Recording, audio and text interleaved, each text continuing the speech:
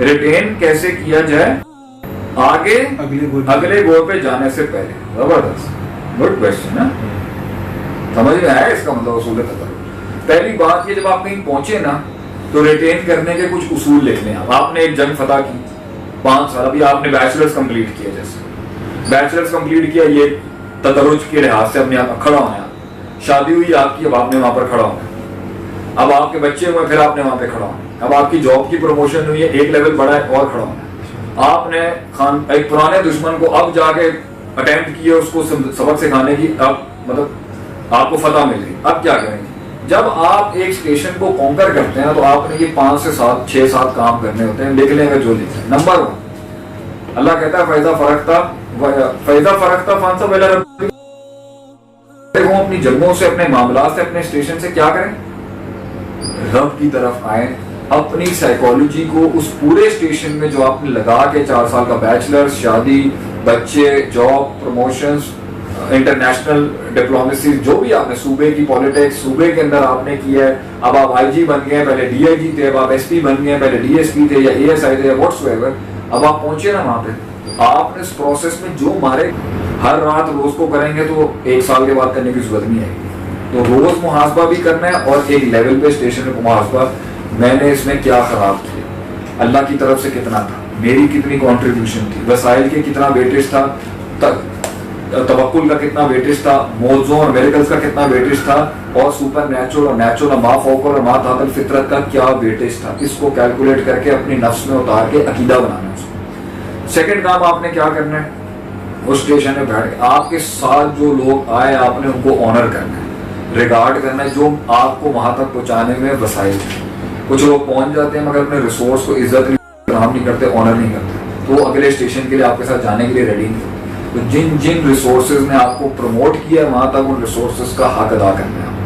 Number 3 کام آپ نے کیا کرنا ہے کہ اب آپ پہنچ تو گئے ہیں لیکن پہنچنے کے بعد بھی سارے دشمن ختم نہیں ہو گئے، اسٹیشن کے ساری آبسٹرکشن ختم نہیں ہوتے تھے۔ جب مکہ فتح بھی ہو گیا تھا نا، تب بھی آپ صلی اللہ علیہ وسلم نے صحابہ کو کہا تھا کہ کندھے ننگے کر کے طواف کرنا، جو ہم پہلے 3 راؤنڈز میں کرتے ہیں، اس میں ہم مسل شو کر رہے ہوتے ہیں کہ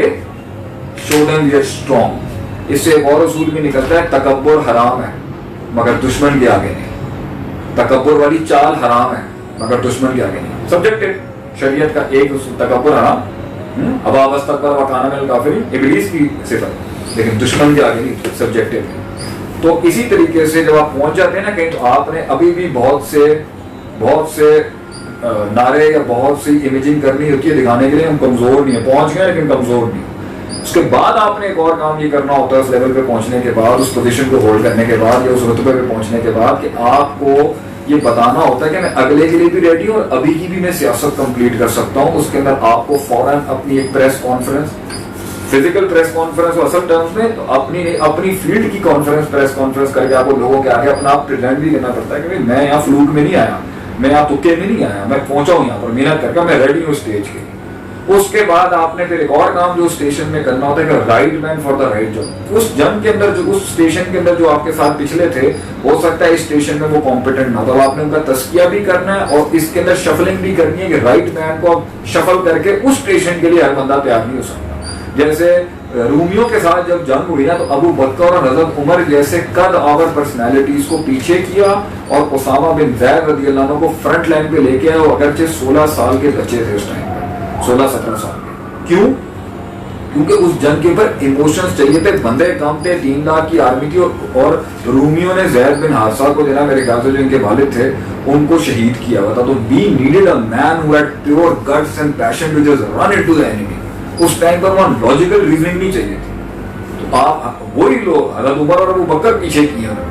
تو اتنے بڑے رینک کے لوگ جب آگے پیچھے کیے جا سکتے ہیں، تو ہر اسٹیشن پہ آپ کو رینکنگز چینج کرنی پڑتی ہے، اسٹافنگ چینج کرنی پڑتی ہے، پن اسٹافنگ کرنی پڑتی ہے اپنے لحاظ سے، یہاں پہ یہ پن اپ ہوگا، یہاں پر یہ پن اپ ہوگا۔ ایک اور کام آپ نے کسی اسٹیشن میں پہنچ کے کرنا ہوگا، جو اللہ کہتا ہے قرآن کے اندر، اللہ فرماتا ہے اذا جاء نصر اللہ والفتح، تو ہوگا نا اینڈ میں اللہ کیا کہتا ہے سورہ نصر، فسبح بحمد ربک واستغفر، تسبیح کریں، اللہ کو اس کا کریڈٹ دیں، اس کی بڑائی بیان کریں, حمد کریں اس کی, بس تغفر اور توبہ کریں, استغفار کریں کہ پچھلے اسٹیشن میں جو مجھ سے گناہ ہو گیا, میں نے حق مار دیے لوگوں کے, اس کے استغفار کریں. اس کا ایک اور نقطہ بھی نکلتا ہے کہ آپ جو اس اسٹیشن پہ پہنچنے کے بعد جن کا آپ سے حق طلب کی ہے نا, ان تک اپنی معافی اور اپالوجی پہنچائیں تاکہ وہ لوگ بھی آپ کی پاور کا حصہ بن جائیں. ایک اور کام جو آپ نے وہاں پہ ریٹین کرنے کے لیے کرنا ہے کہ آپ نے ادھر ہی کی جو پہلی گورنمنٹ یا ادھر کی پہلی جو مینجمنٹ یا ادھر کے پہلے لوگ جو وہاں پہ اسٹیشن اور تعینات تھے جو کام کرتے تھے, اگر اس میں خیر ہے تو اس کو کمپلیٹلی ایریڈیکیٹ نہیں کرنا, اسی کے اندر تھوڑا بہت مینوورز کر کے چینج لانا, کیونکہ اس اسٹیشن کے لوگ زیادہ خراب نہ ہوتے ہیں آپ سے کہ اس نے آ کے پوری تبدیلی کر دی ہے. اور یہی بات میں تبدیلی والوں کو بھی کہتا ہوں کہ کام انہوں نے بڑے اچھے کیے ہوں گے, سوچ ان کی بڑی اچھی ہوگی, مگر سسٹم میں جب آپ نے چینج لانا ہوتا ہے نا تو آپ پورے آبے کے آبے کو نہیں بگاڑ ہلا کے رکھتے تھے, آپ نے طریقے سے چھیڑنی ہوتی ہیں چیزیں تاکہ لوگ آپ کے بارے میں انسیکیور نہ ہو کہ بھائی آ تو گیا ہے لیکن ہم اس کے ساتھ ابھی الائن نہیں ہو سکتے, کہ انسیکیورٹی اور ولنریبلٹی کا ہوتا ہے. آپ کو بہت ٹرسٹ اور اعتماد حاصل کرنے کی ضرورت ہے اسٹیشن پہ. اور بھی میں کافی باتیں کر سکتا ہوں, I think this is good enough for you. یہ ساری باتیں جب ٹھیک ہو جائیں تو ادھر کام کریں. اور کب تک کام کریں, آپ کا اگلا سوال تھا کہ اگلے اسٹیشن میں کب جائیں, جب تک آپ اس اسٹیشن کا پورا رس نچوڑ کے وہاں سے لاگ فائلز اور ایکسپیرینس اور اپنے میکروز مائکروز اور کلیات اور جزئیات اور اصول اور ایکسپیرینس کو انہینس کر کے یہ فیل نہ کر لیں کہ بھائی اب میں نے اسٹیشن کا پورا جوس چوس لیا ہے, ناؤ از دا ٹائم. آپ کو خود فیل آ جائے گی کہ میں نے آگے بڑھنا ہے, اس میں سیچوریٹ ہو چکا ہوں. Being a leader when you have to work in a lot of domains, how it's managed, how to manage time management,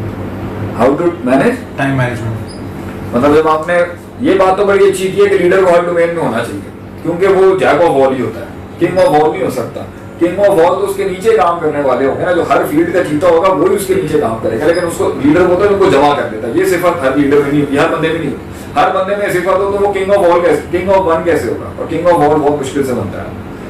بہرحال کنگ آف آل بھی اگر ہوگا نا تو وہ ایکیڈیمکلی کنگ آف آل ہو سکتا ہے, مگر ہو سکتا ہے مینجمنٹ کا کنگ آف آل نہ ہو سکے. تو leader has to collect everybody. اب اس میں اس کی ایگزرشن چل رہی ہے, تو ٹائم مینجمنٹ کیسے کرے گا. ٹائم مینجمنٹ بھی سوال ابھی پھر بھی انکمپلیٹ ہے.